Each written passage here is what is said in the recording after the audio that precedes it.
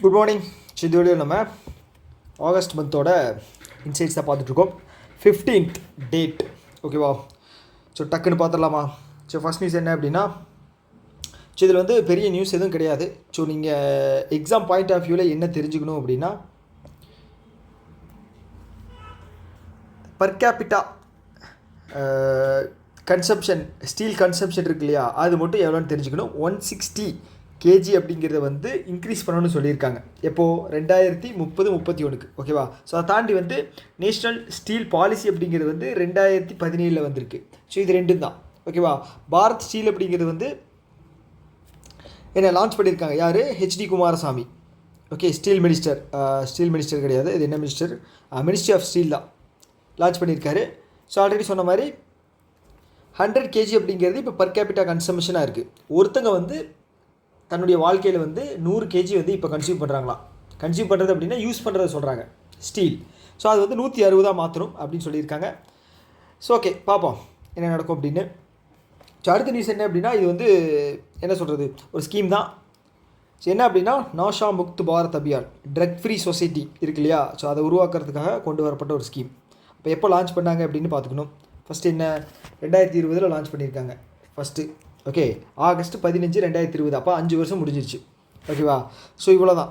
So அதை தாண்டி வந்து செகண்ட் கண்டென்ட்டாக வந்து இப்போ வரைக்கும் பார்த்துட்டிங்க அப்படின்னா, இதனால் வந்து 18.10 கோடி மக்கள் வந்து ஓகே பயனடைஞ்சிருக்காங்க. தேர்டு வந்து நீங்கள் பார்க்கணும் அப்படின்னா, டோல் ஃப்ரீ நம்பர் வந்து 14446. ஸோ இது மட்டும் பார்த்துங்க போதும். இதை தாண்டி வேறு எதுவும் வராது. ஓகேவா? ஸோ எந்த மினிஸ்ட்ரி கீழே வருது அப்படிங்கிறத தெரிஞ்சுக்கணும். Social justice and empowerment ministry. ஓகேவா? எஸ். இது ரொம்ப முக்கியமான நியூஸ். என்ன அப்படின்னா, நான் ஃபாசில் ஃபியூயலில் குறிப்பாக வந்து பார்த்திங்க அப்படின்னா, சோலாரில் நம்ம 100 GB வந்து அச்சீவ் பண்ணியிருக்கோம். 100 GBன்ட்டு 100 GW வந்து அச்சீவ் பண்ணியிருக்கோம். இது வந்து ரினியூவபிள் எனர்ஜி கேட்டகரியில் சோலாரில் மட்டும். Solar photovoltaic. ஓகேவா? 100 அச்சீவ் பண்ணியிருக்கோம். இது வந்து ஃபஸ்ட்டு. ஸோ ஓகே, நம்மளோட டார்கெட் வந்து 500 GW non fossil fuels renewable energy by 2030. Second. ஓகேவா? ஸோ ஓகே, அவ்வளோதான். ஸோ இதில் வேறு என்ன நம்ம பார்க்க வேண்டியது இருக்குது அப்படின்னா,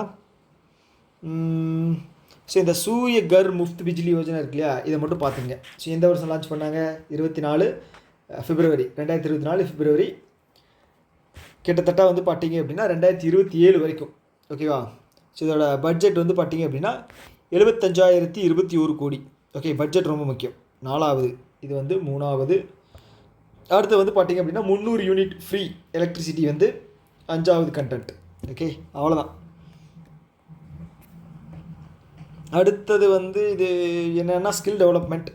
ஸோ யார் அப்படின்னா, ஸோ யூத் மினிஸ்ட்ரி கீழே யார் வர்றாங்க? My Bharat 1.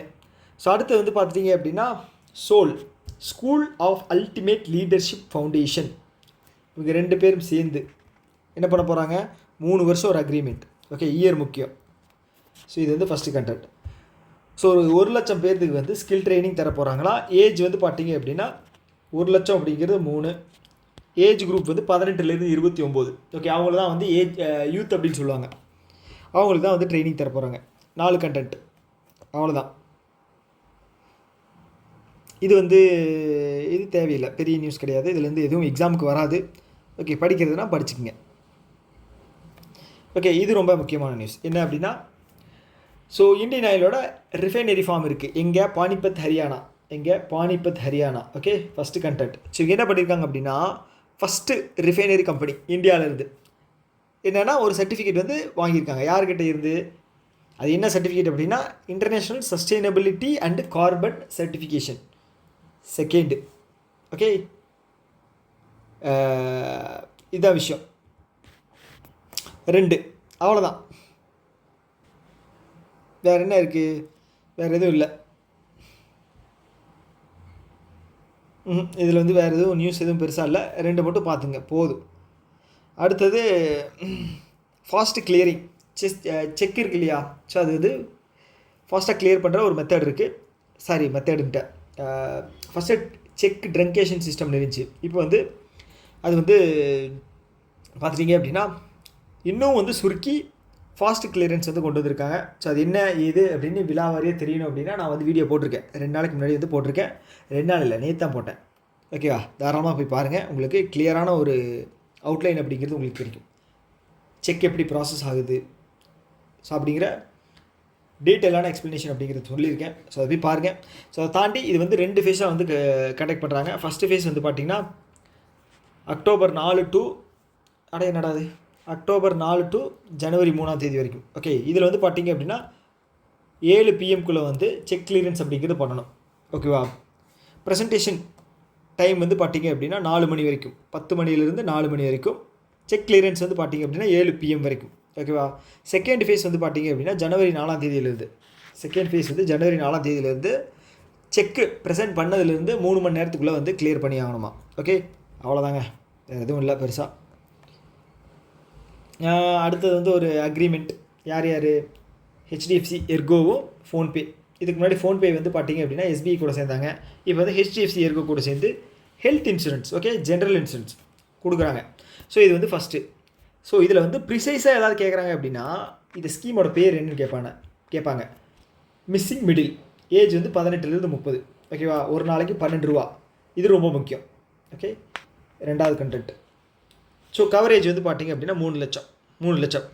Okay, government coverage வந்து பார்த்திங்க அப்படின்னா ஜீவன் ஜோதி பீமா யோஜனா அதிலெல்லாம் வந்து பார்த்திங்கன்னா 2 லட்சம் வரைக்கும். இதில் வந்து பார்த்திங்க அப்படின்னா 3 லட்சம். ஞாபகம் வச்சுங்க. ஓகே, ஸோ அடுத்தது வந்து இது வந்து பழைய நியூஸ் தான். ஒன்ஸ் மட்டும் ரீட் அவுட் பண்ணிக்கங்க போதும்.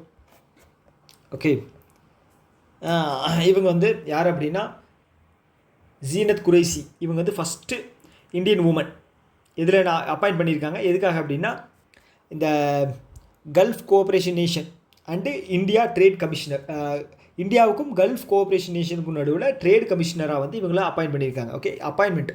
ஓகே, அதை தாண்டி வந்து நீங்கள் தெரிஞ்சுக்க வேண்டியது என்ன அப்படின்னா இந்த கல்ஃப் கோஆப்ரேஷன் கவுன்சில் வந்து 6 கண்ட்ரி இருக்குது. Okay, Bahrain, Kuwait, Oman, Qatar, Saudi Arabia, UAE.